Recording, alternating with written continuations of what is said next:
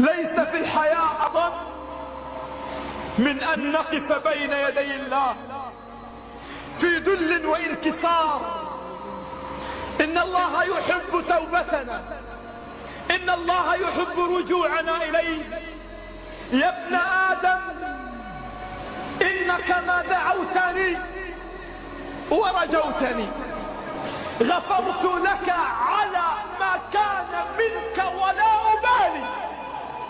يا ابن آدم لو بلغت ذنوبك عنان السماء ثم استغفرتني لغفرت لك على ما كان منك ولا أبالي.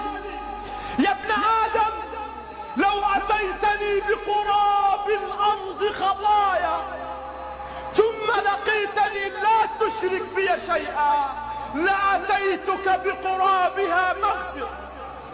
هنيئا والله، هنيئا والله للذين يبكون على ذنوبهم، للذين يبكون على أنفسهم، للذين علموا أن شمس الحياة ستغرب عما قريب، وأن الحياة مهما طالت فهي قصيرة.